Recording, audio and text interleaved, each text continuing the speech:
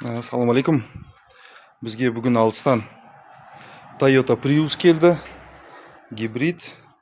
Раскоксовкаға келді, алыстан келді. Шыбындары бәрі әлі қалды. Мінеке. Енді қазаққа айтсаң өзіңе тиет дегендей. Но поддонды шешіп атырмыз. Мінеке. Защитасы бар екен. Неге бізде жүрген машиналар сондай поддонды защитасын сатып алмайды екен? Постоянно майысқан, бәр жыртылған защитаны қойып тастайды.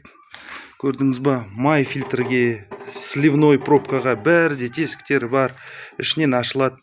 Постоянно ондай болттарды ашу керек емес. Май ауыстырғанда, фильтр ауыстырғанда керек емес. Болттары бәрі идеальный болып тұр. Мысалы мен біздің машина сияқтыға 6 головка дайындап қойдым. Көрдіңіз ба? Мінеке. 14, 15, 16, 18, 19, 17. Негізі 17 родной осында болу керек көбісінде. Осы мен былай ойлап қалдым ғой. Қазір 4 түрлі болт болады. Ржавчинасымен, кеткен резьбасымен даңғырлайды деп ойлап қалдым. Жоқ, көрдіңіз ба? Бір осы кілтпен 12-ге родной кілтімен бәрін шешіп тастадым.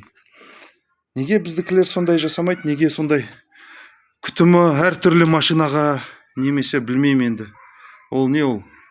Феномен осындай бар. Неге сондай? Неге біз осындай машинаға өзіміз қарамаймыз? Мысалы, болттарды постоянно түсіру керек. Май ауыстырғанда.